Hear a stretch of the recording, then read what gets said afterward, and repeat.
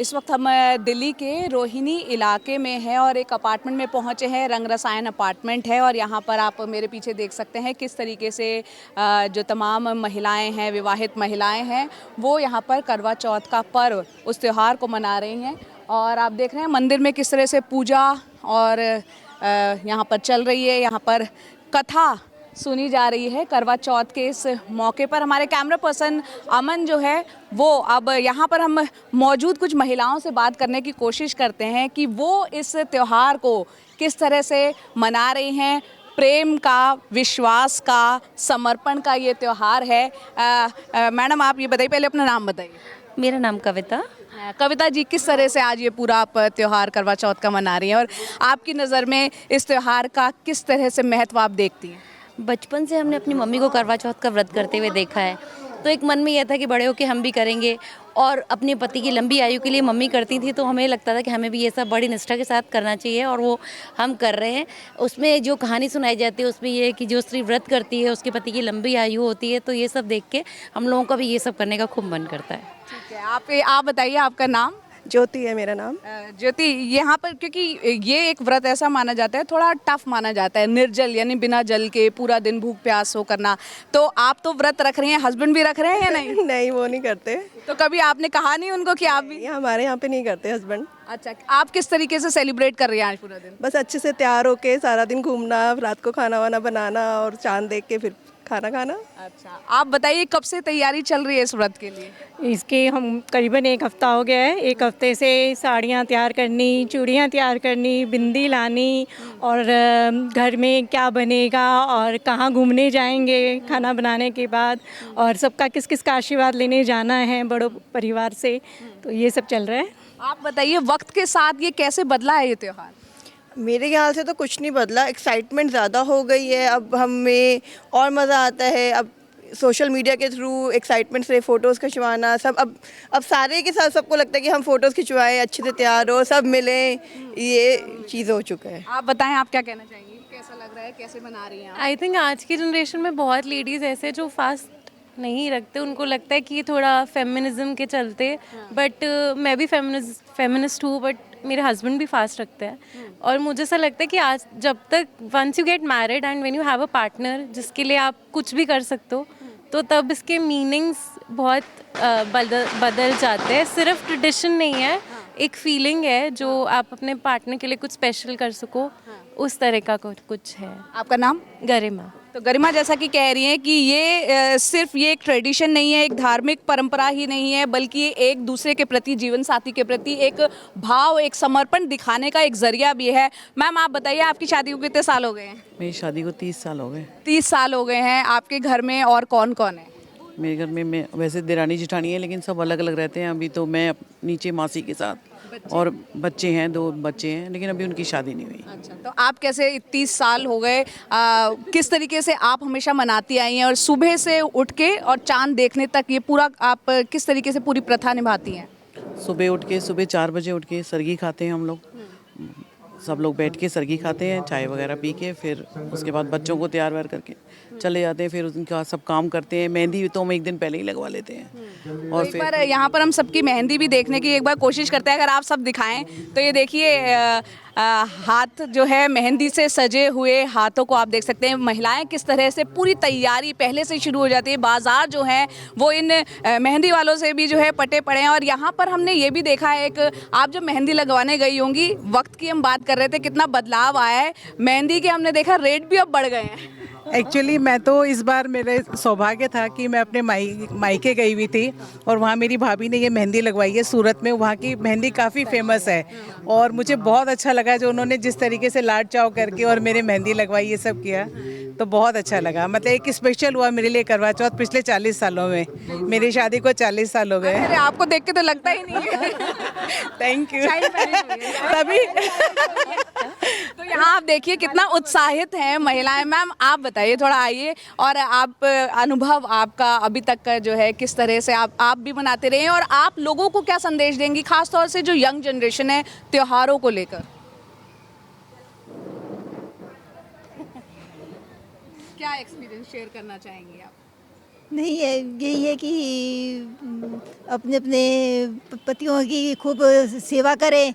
ये नहीं कि सिर्फ करवा चौथ वाले दिन, हमेशा उनकी सेवा करें, उनका कहना माने। तो साथ ही साथ पति भी माने। बिल्कुल बिल्कुल बिल्कुल, पति भी माने। पहले पत्नी को मानना चाहिए, बाद में पति को मानना चाहिए। चलिए, ये बराबरी का एक रिश्ता होता है जिसमें लोग जो है एक दूसरे के प्रति सम्मान भी, समर्पण भी ज़रूरी हो जाता है। और यहाँ पर आप तमाम महिलाओं को देख पा रहे हैं कि किस तरह से करवा चौथ के इस पर्व को पूरा अपने तरीके से धूमधाम से सज धज कर इस त्यौहार को यहाँ पर मना रही हैं। और मैडम एक अभी आई हैं, ज़रा उनसे भी बात कर लेते हैं। आप कुछ कहना चाह रही हैं? करवा चौथ के बारे में बताइए। करवा चौथ का त्यौहार साल का बहुत बड़ा त्यौहार है, जिसमें सभी को बहुत एक्साइटमेंट होती है कि अच्छे से तैयार होना है, अच्छे से पूजा पाठ करनी है।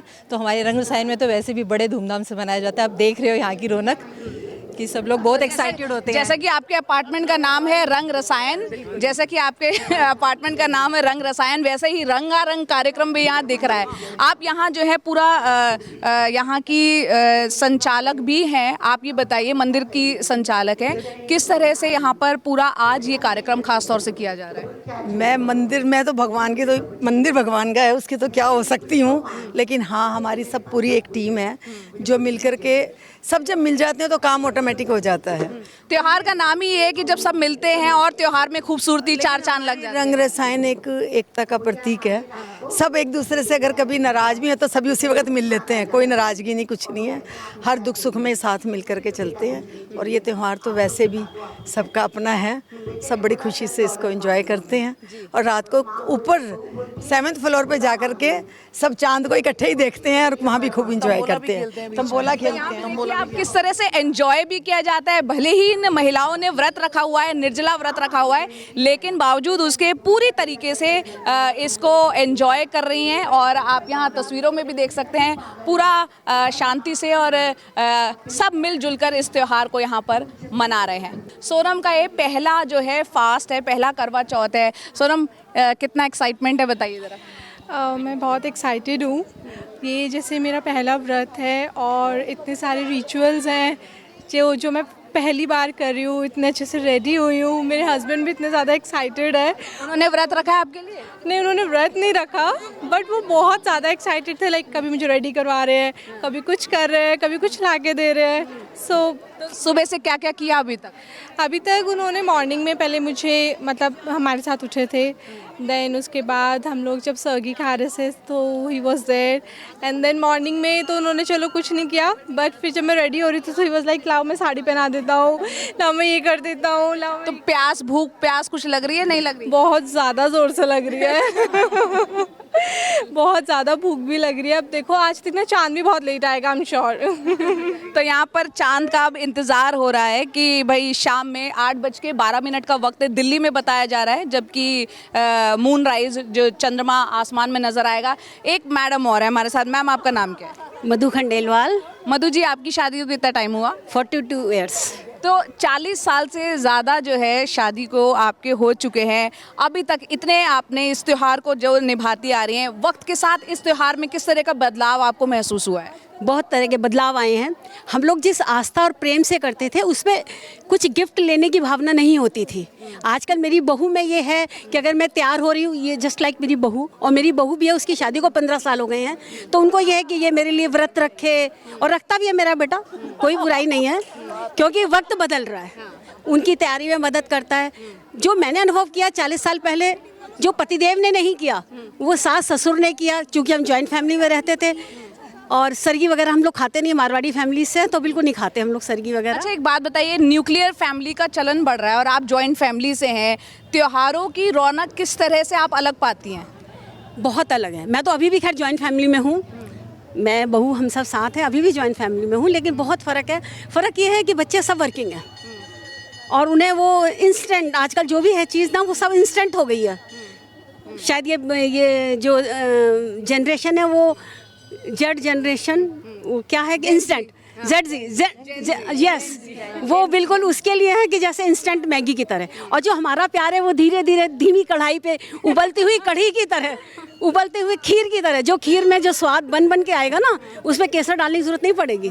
जो प्यार है वो धीरे धीरे गहराया है। तो यहाँ पे देखा, अनुभव इसी को कहते हैं। 40 साल से ज़्यादा जिनकी शादी को हुए, वो साफ बता रही हैं कि किस तरह से ये रिश्ता जो है पति पत्नी का, खासतौर से जो रिश्ता है, वो धीरे धीरे एक दूसरे में समझ पैदा करते हुए एक दूसरे में खट्टे मीठे अनुभवों के साथ आगे बढ़ता चला जाता है और फिर जाके इस रिश्ते की डोर जो है और ज़्यादा मजबूत होती है। जी बताइए, आप कुछ और कहना चाह रही हैं? केयरिंग की वजह से जो मैं बात चाहती हूँ कि जब मैं भी थी, यंग थी, तो मुझे लगता था मेरी फ्रेंड्स वहाँ जा रही हैं, ओह वो वहाँ घूमने गई हैं, मुझे मतलब बुरा लगता था। ये लोग बिजनेसमैन थे, इनके पास टाइम नहीं था। लेकिन जब भी बीमार हुई, जब भी हॉस्पिटल भर्ती हुई, चाहे वो बच्चे होने पे या अपने ऑपरेशंस होने पे या अपनी दुख तकलीफ में, तो मेरे पतिदेव जब मुझे भर्ती कराने जाते थे ना, तो आज मैं इस बात के लिए मानती हूँ कि बहुत प्रेम है कि जब मैं छुट्टी मिलती थी तभी वो घर आते थे।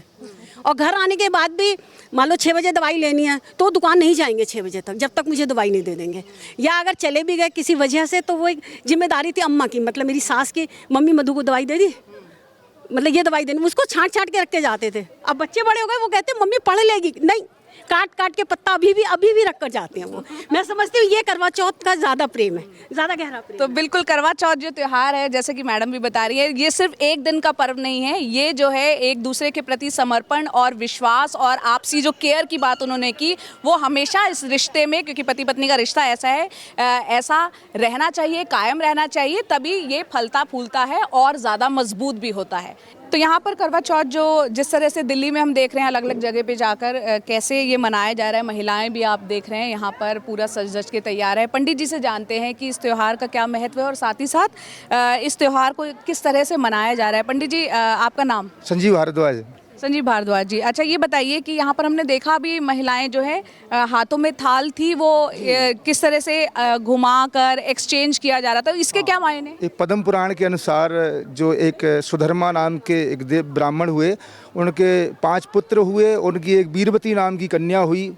उसका कन्या का नाम जो है बीरबती, जो कन्या देवदत्त को ब्याई गई, पर वो किसी नागराज के काटने से उसकी मृत्यु हो गई, तो वो विधवा हो गई थी।